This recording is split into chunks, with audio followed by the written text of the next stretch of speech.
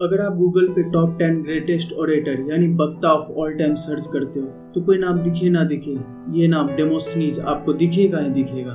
पर आपको जान के ताज्जुब होगा, इतनी जबरदस्त स्पीकिंग स्किल्स रखने वाला आदमी भी कभी लोगों के बीच 2-4 शब्द भी बोलने में पसीने छूट जाते थे। तो चलिए जानते हैं क्या है इनके महान वक्ता बनने की दिलचस्प कहानी।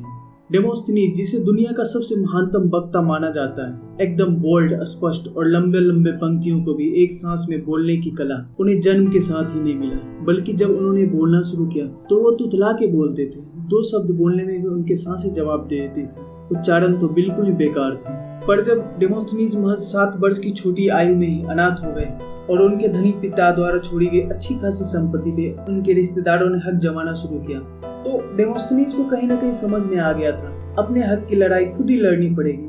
पर ऐसी बेकार आवाज और तुतलाहट के साथ वो कभी अपनी संपत्ति की लड़ाई कोर्ट में नहीं जीत सकते थे, चाहे उनकी तार्किक ज्ञान कितनी भी अच्छी क्यों ना हो। फिर उन्होंने अपनी आवाज के ऊपर ऐसी ट्रेनिंग शुरू की जो उन्हें महान वक्ता ही बना दिया। डेमोस्थनीज समुद्र के किनारे जाके अपने मुंह में पत्थर भर लेते थे और जोर जोर से चिल्लाया करते। कभी पत्थर भर के दौड़ते हुए चिल्लाते तो कभी समुद्र की लहरों से ही अपनी आवाज लड़ाते।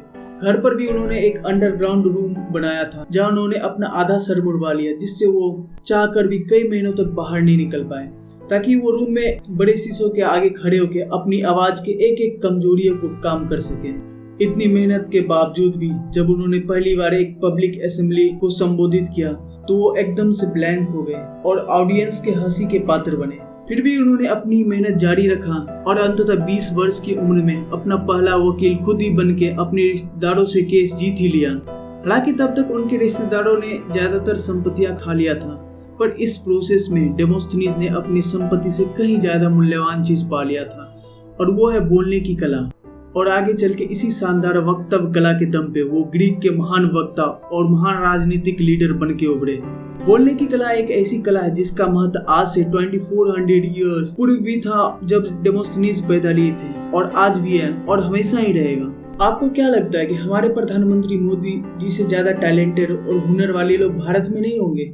बिल्कुल होंगे जी, पर मोदी जी के जो बोलने की कला है उनके प्रधानमंत्री बनने में एक बहुत बड़ा योगदान रहा है। हमारे अटल बिहारी वाजपेयी जी, माय गॉड, क्या बोलते थे, कितना जबरदस्त था उनके शब्दों का चयन।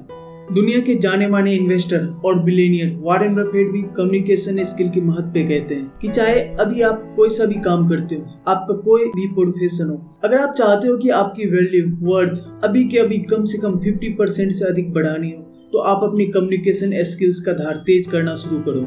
सच में हमारा जीवन कैसा होगा, इसमें कहीं न कहीं कम्युनिकेशन स्किल का भी असर साफ दिखता है। चाहे आपका ऑफिस हो या रिश्ता, एक अच्छी कम्युनिकेशन स्किल हमारे बहुत सारे प्रॉब्लम को यूं निपटा देती है। एक अच्छी स्पीकिंग स्किल्स रखने वाले आदमी को हर जगह तवज्जो दी जाती है, चाहे उसकी नॉलेज कम ही क्यों ना हो। अगर दुनिया के सबसे सफलतम और महान व्यक्तियों की लिस्ट तैयार की जाए तो आपको कुछ गुण ऐसे मिलेंगे जो हर महान व्यक्ति में आपको कॉमन दिखेंगे, जैसे कि किताबों को पढ़ने की भूख, एक अच्छी स्पीकिंग स्किल्स। आप लेनिन को देख लो, Abraham Lincoln, Mahatma Gandhi, Osho, Warren Buffett, Steve Jobs, Bhagat Singh, सब के सब किताबों के बुक्कर थे और एक जबरदस्त वक्ता भी थे।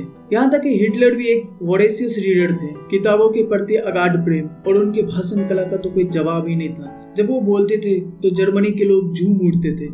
हालांकि हिटलर एक अच्छे इंसान नहीं थे, पर उनकी कुछ बातें हैं जो वाकई बहुत अच्छी थी, जैसे कि उनका सेल्फ डिसिप्लिन, एविड रीडर होना, अपने भाषण कला के एक एक शब्दों पे काम करना। खैर, अगर हमें महान बनने की चाहत ना भी हो, फिर भी हमारे साधारण से दैनिक जीवन में भी स्पीकिंग स्किल्स का बहुत महत्व होता है। जैसा कि डेमोस्थनीज भी खुद कहा करते थे कि जैसे एक बर्तन क्रैक्ड है या नहीं, ये हम उस बर्तन की आवाज से पता लगा सकते हैं। इसी तरह कोई आदमी बुद्धिमान है या मूर्ख, ये उस आदमी के बोलने से ही साबित होगा। तो स्पीक इंडिया, क्योंकि बोलने से सब होगा। इजाजत हो तो एक और बात मैं बोलूं, अगर आपने सब्सक्राइब नहीं किया है तो सब्सक्राइब इट, एंड पसंद आया तो लाइक इट ऑल्सो।